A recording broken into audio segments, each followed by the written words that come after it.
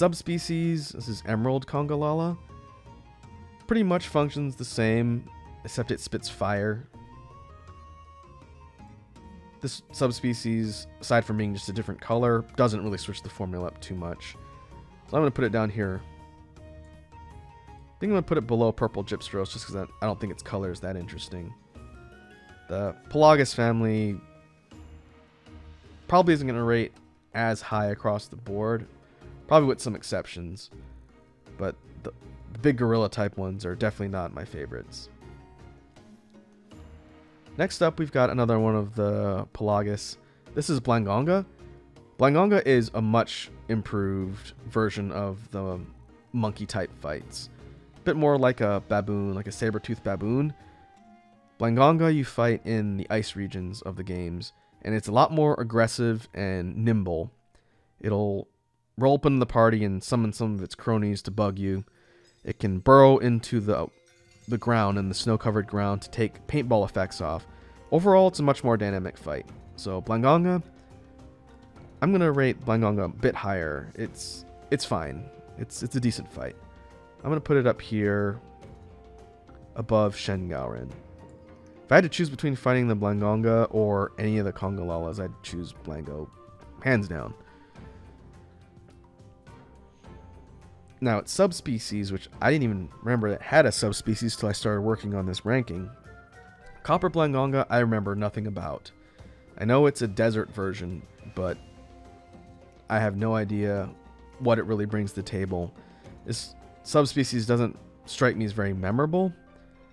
So I'm going to put its subspecies still going to be above the monkey, the gorilla. So I'm going to put it down here. I'll put you below Plesioth. Color patterning is decent, but it's not too memorable. Otherwise, I probably would be able to talk more about it. Next up in the beast family, I guess technically this is, we've got Rajang. Rajang definitely outshines its peers on the Pelagus tier. Rajang is great. I'm going to put Rajang up here on A tier. Now, where should I put it? I think I'm going to put Rajang harder or higher than Zamtrios. The idea of this angry gorilla bull monkey creature with Dragon Ball references is pretty neat. Its design is on point, and its fight is very difficult. This thing is a challenge in every single game it's appeared in, and as people who started in the current Monster Hunter generation saw when it was introduced as DLC, the large ape doesn't mess around, and they really made that fight difficult in the current generation. As a result, I put Rajang pretty high up here. Its variant, I'm pretty sure Furious is considered a variant like Raging. Furious Rajang takes all of the original components and dials it up to 11. This monster is pretty nuts, and I think I would rate it up here higher than regular Rajang. It starts off in gold mode, and then when you make it mad, it goes into gold Super Saiyan mode. I haven't fought this thing in Iceborne yet, but in all the other games, it's basically the regular Rajang fight on steroids. If you're looking for a real challenge in the endgame, Furious Rajang will definitely provide that. Absolutely bananas monster, and definitely worthy of upper tiers as far as design and fight. But good lord, is it difficult. Next up on the beast tier, we've got Bulldrome. Bulldrome, which is the larger drome equivalent, like the raptors, of the Bullfango mobs. It's basically a big warthog boar. It runs you over. It's really annoying. No one likes it. F tier. I don't think I dislike it more than Cephadrome. I honestly think Cephadrome might be the worst fight in the game, unless I can think of something else. But Bulldrome has the one thing going in that it's not difficult to fight because it's always present. It's just constantly running you over, and it's a big pain. I do not like Bulldrome at all. So F tier for you. Next up, we have another one of the Pelagus monsters that debuted in 4th generation. We have Quechahuacha. Quechahuacha is sort of like a lemur. Hard to describe. It's monkey-like. Has these big floppy ears it can use to cover its face, kind of like a mask.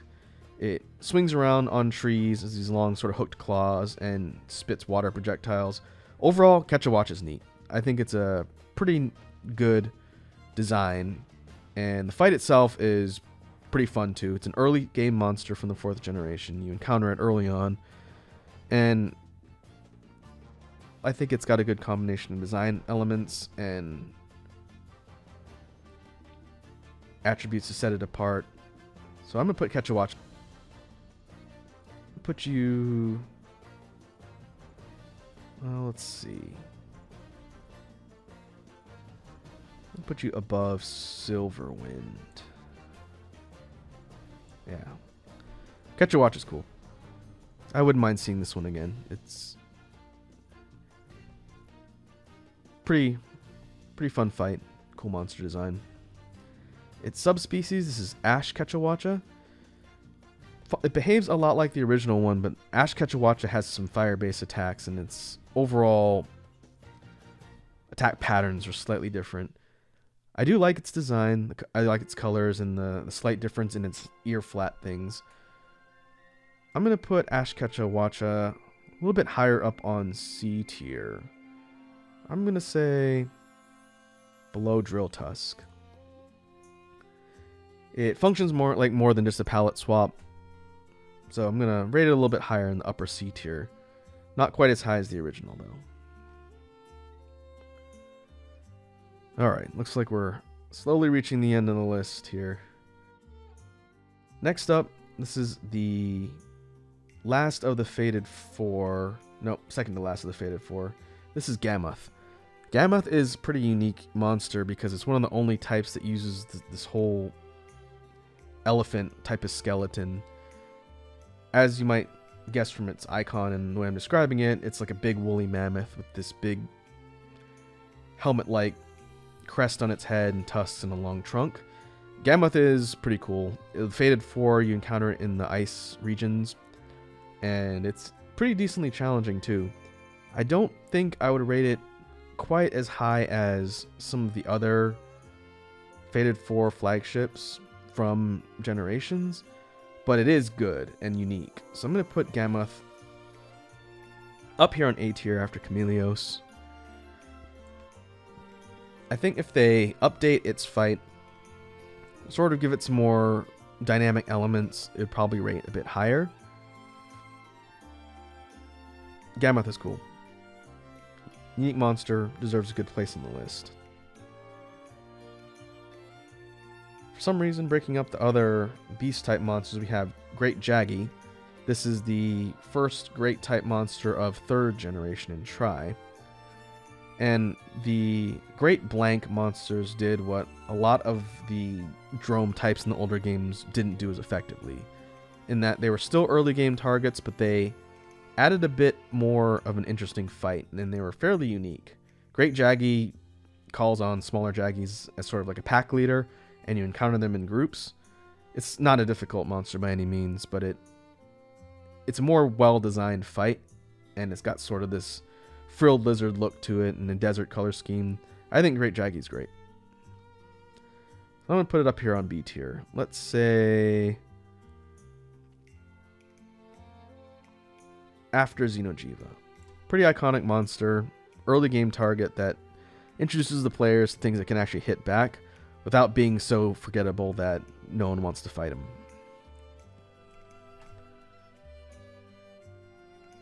Going back to the list, for some reason that one was in the middle of the beast tier. But we have the deviant for Gammoth. This is Elderfrost. And Elderfrost Gammoth is a larger, older species or deviant of Gammoth that's got a different fur pattern, and its skull crest thing is shaped a little bit differently. Overall, it's a more difficult fight, but not necessarily too much different as far as mechanics. Some of its attacks are different, and overall it's more challenging. But Elderfrost of the Fated 4 deviants, I don't think stands out as much. So I'm going to put it on upper C tier. I'm going to put it above Kieran. I think Elderfrost might be the weakest of the Fated 4 deviants. It doesn't really do a whole lot differently, and its design is fine, but just doesn't stand out compared to the other ones, especially compared to things like Bolt Reaver. We'll put Elderfrost down here. Not terrible, but not super great either. Moving on, we've got another one of the beast type creatures, and the first of the quote-unquote bear type monsters. We have good old Arzuros. Arzuros, or Angry Yogi, is a bear type monster with these large armored spiky forearms. You can find it wandering around the map eating honey, and when you fight it, it'll smack you around with its arms, try and hug you, or run you over. Arzuros functions sort of like the other monsters in the early game that are meant to teach the hunter about reading monster tells and reacting. I think for an early game monster it's pretty memorable, and the fact that it's been shown in trailer footage for Rise with a slightly updated design is interesting. I like Arzuros, and I'm going to put it up here on B tier. I think I'm going to put it above Tetsukabra. Even though it's not necessarily a difficult monster, it's got a pretty iconic design, and it's one of the memorable early game monsters for sure. And then we have the Deviant. The Deviant version of Arzuros, this is Red Helm. I mentioned before that the regular Arzuros is sort of an early game and somewhat of a punching bag target for a monster. It's not too difficult, and it's meant to teach you the ropes. Red Helm is what you get when you learn the ropes and you want an actual challenge. This Deviant is not a pushover. Compared to the regular Arzuros, it's bigger, has this big mohawk of red hair and spikier arms, and it's got much more dangerous attacks. It can do things like uppercut the ground and throw fish at you. It moves deceptively fast for such a large target. It can butt slam you from across the arena. It's a much more difficult fight, especially towards the upper tiers of difficulty for the Deviants.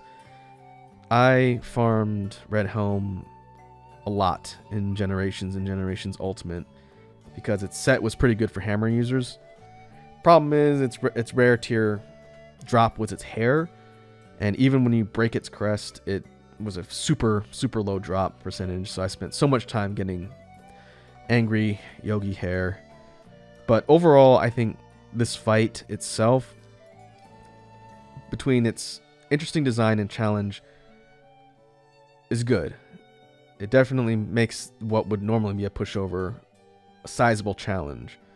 So I'm going to put Red Helm on B tier. Where did I put? I'm going to put it next to the original. The original is a bit more iconic, but if you want a challenge, you fight the bigger red-haired version. Somewhat mixed memories, but good monster. Next up in the family of bears, we've got the ice bear. We have Lagombi. Lagombi's sort of a big koala rabbit monster you fight in the snow. It sleds around on its stomach. It can throw snowballs at you. It's sort of a lower tier difficulty monster in the ice areas, but I feel like it is interesting. It's got a good design. Fight's fine.